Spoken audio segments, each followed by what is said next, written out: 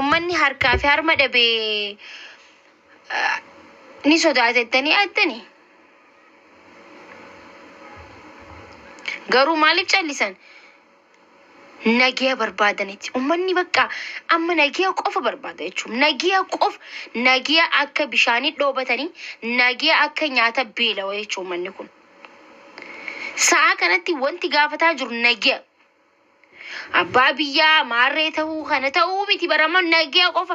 Nagiyaan bobbaanee nagiyaan gallaan nagiyaan hojjannee nagiyaan qotannee nagiyaan facaafannee nagiyaan hamannaa qofa kan ummanni jechaa jiru.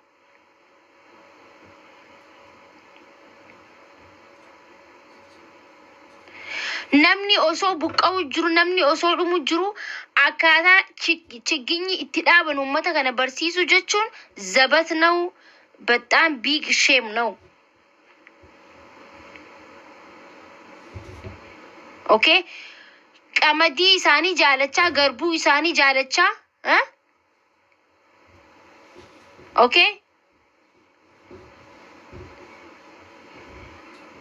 ጂማ ጃለቻ ጂማ ኢሳኒ ጃለቻ ኡመታ ፊጹን ሞ እንተው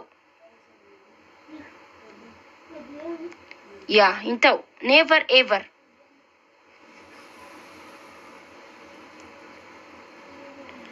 yoo jibbite qabeenya isaanii waliin malee qabeenya isaanii irraa mancaaste hinta wanni akkana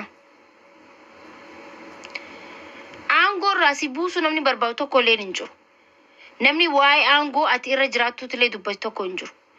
Namni barbadeessuu barbaadu Oromoon takka saatanatti barbadeessuutti kaa'amanu tokko illee hin jiru. Balleessuutti kaa'amanu tokko hin jiru. Oromoon duraanis waan Oromoo balleessee hin beeku.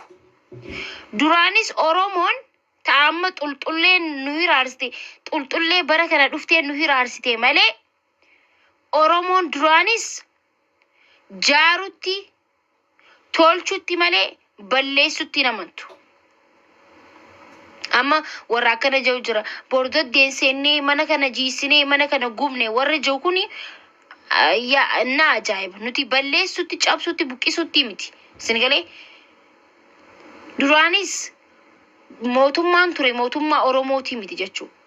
Qabeenya keenya irratti abboomuun namni biraa qe'ee birarraa dhufe qe'ee uummateenyatti abboomurra jenneeti buqqisnee cabsine malee sinigalee ani afaan Oromoo namni dubbatu yeroo duraatiif gizee bulchu arke Itoophiyaa kana.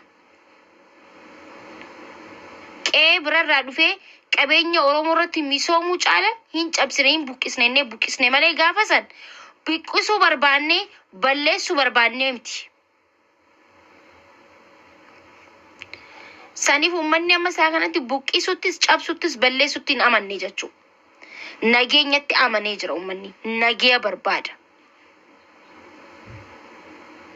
Yaa gaafa waa'ee nageenya haasofnu waa'ee mootummaa buqqisuu isinitti fakkaataa jechuudha. Isin garee waa'ee mootummaa qeequu isinitti fakkaata. Xulxulleen garaa ofii guutachuuf xulxul jettu. Xulxulleen haadhaaf abbaa ofii quba hin qabne jechuudha.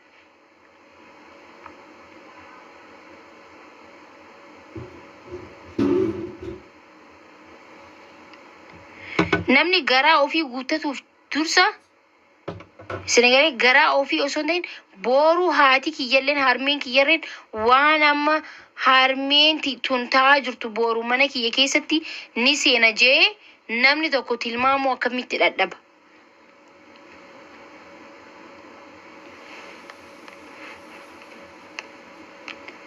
Jazboota. Wallahi yoo rabbiin guddaan ni jiraami. Rabbiin guddaan waan harmeen teenya taa'aa jirtu rabbii isinirratti haa fidu. Warri harka marattanii teessanii azzala nama arrabsitan gizee namni waan tokko dubbate xul jaanii dhufan xulxulleen afaan nama qabuuf akkanatti qawwee namarra qabanii callisisiin jechuudhaaf morma kee kanarra dhaabbatti jechuudha. Senegalee rabbiin isin haa agarsiisu inshaallah wa ta'ala. Lafa ofirraa buqqa'uun maal akka ta'e isin haa agarsiisu. Okay? Qabeenya keetirraa manca'uun maal akka ta'e si haa agarsiisu. Yaa.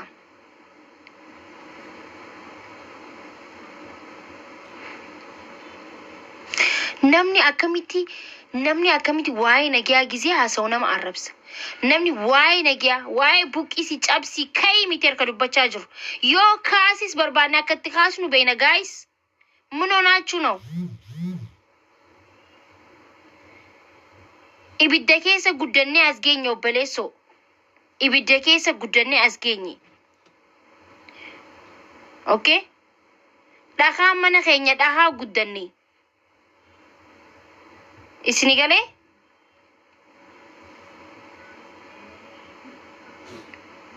Oromoof haaroo miti. Duunis. Isini galee reebamuunis.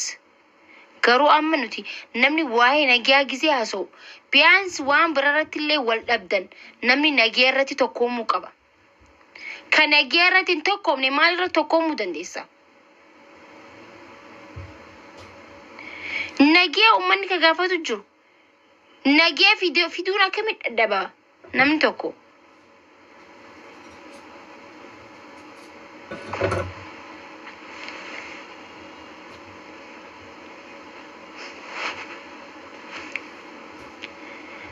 በጣም እኮ ነው የሚገርመው ወላሂ العظيم ጊዜ ተከተኮ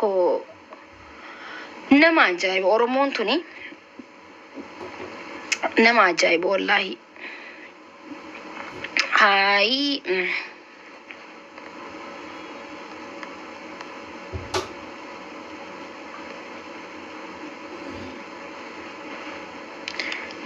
ነገ ባስ ነገ ፊዳማ ዋይ ነገ አረቲ ዱበዳ Nagaa dubbachuun siyaasaa miti, poolitikaa miti, biyya jiisuu miti, mootummaa buqqisuu miti. Waa'ee aangoo dubbachaa jiru. Oromoo waa'ee aangoo irraa dantaa hin qabu. Tich waa'ee aangoo irraa Oromoon dantaa hin qabu. Oromoon koolidarii jala footoo ka'uudhaaf miti kan qabsaa'e. Isini galee? Oromoon fooqii jalatti footoo ka'uudhaaf miti kan qabsaa'e. Oromoon chigginyi jalatti ciqilfatee footoo ka'uuf miti kan qabsaa'e. Nagaaf qabsaa'e Oromoon. Nagaa barbaada sabni koo. Isini galee? Nagaa barbaada.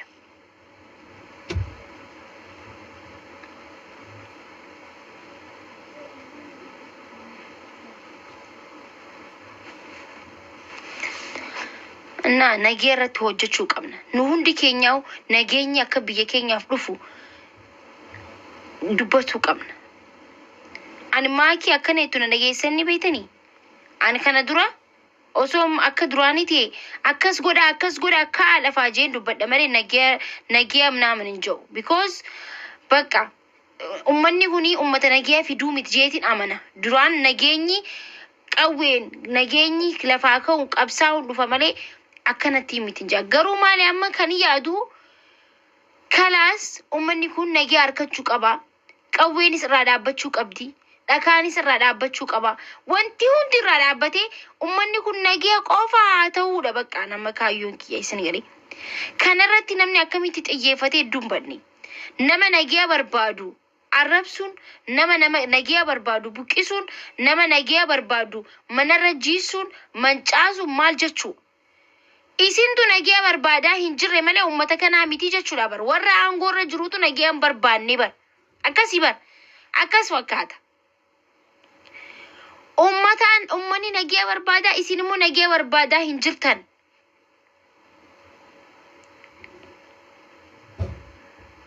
Tuttuqina laali eessaa kan si geessu na harkitaa jecha joosan bira nu geessu deemtan jechuu.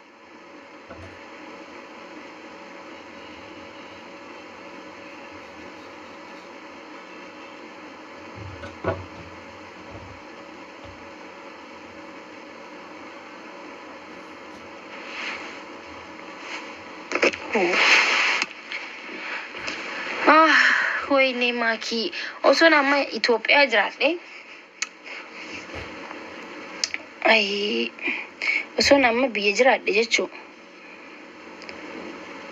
maal waan godhisanii fakkaata bikka saniin dhaqa ture bikka uummata san bira hin dhaqa ture jechuu.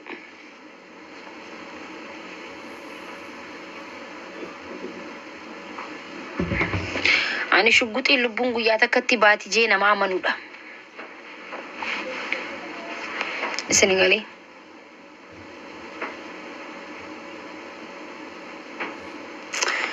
Kanaafuu sabboontu jimma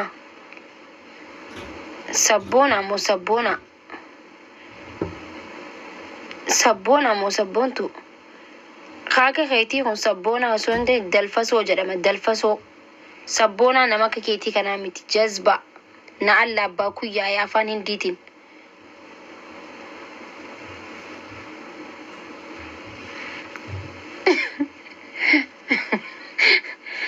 Naarsi bar naarsi angaafa wallahi sabboona jedhem. Sabboonummaani ummata miskiina haadha keessaniif yoon dabbatiin maqaa sabboonaa qabattee maa deemta obboleessoo? Haadha tantee miskiina achi bira bo'aa jirtuuf haadha jagna dhalteef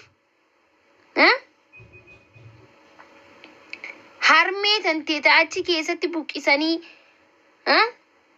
rakkoo meeqarra gahaa jirtu sun dirqama bari haati takka si dhaluun qabdu. Harmeen Oromiyaa, harmeen Booranaa, harmeetiyyaa, harmeen Wallaggaa, Shawaa, Oromoo kutaa kudha takkaan haadha kiyya jechuu.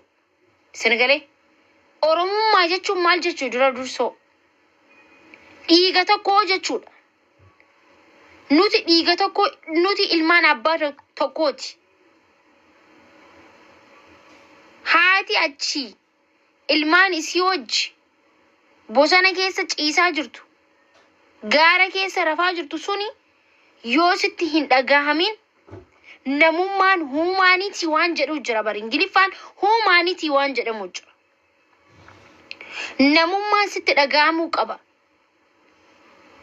Namummaan gaafa waa'ee nageenya haasoynu, waa'ee mootummaa waan haasoynu isinitti fakkaata. Waa'ee mootummaa jiisuuf deemnu isinitti fakkaata.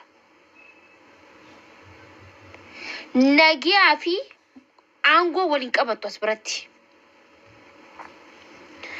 Nam tokko nagarsiisa, Oromoo tokko nagarsiisa kasaa tanatti feemas irraa haa ta'u, beekama irraa haa ta'u, mootummaan aangoo irraa haa bu'u jee ka dubbataa jiru tokko nagarsiisa. Tokko hin jiru. Hundi isiitu nageenya dubbataa jirti. Nama tokko mee nagarsiisa. Ka mootummaan kun aangoo irraa haa bu'u daawun jechuu jiru namni tokko ni jira amma saa kanatti. Saa kanatti kan uummanni akka dhumu jiru daawun ka jee viidiyoo hojjete nam tokko nagarsiisa. Hin jiru. Because rakkoon keenya rakkoo mootummaa jiisuu buqqisuuti miti. Rakkoon keenya rakkoo ummataaf nagiyaa godhuudha. Qe'ee isatti, iddoo isatti, lafa isatti, bikka isatti, mana isatti nagiyaa ta'uu qabaadha. Okay?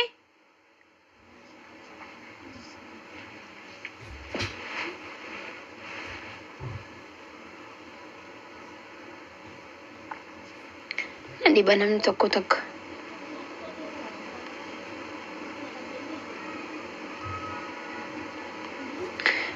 Sodaattuu maa baatee hin dubbanne. Ani moo najjeestanii been dubbadhu akkanumatti yoon dubbadhe naa wayya. Fuula kiyya namni tokko akka harkuun barbaadu namni na beeku silaa yoon beeke na harkitanii. Diimtu gurraatti ta'uun harkitan yoon bee. Takka namni na harkeen beeku yoon bee na qaban. Saniif dhookadhee haasawaa jira.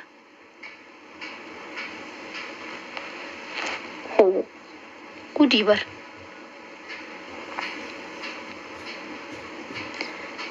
Anin tummaa akka isin gubasa gisee waan takka dubbadhee wallaahi baxaam itti maaliif akka gubattan na dhibaan.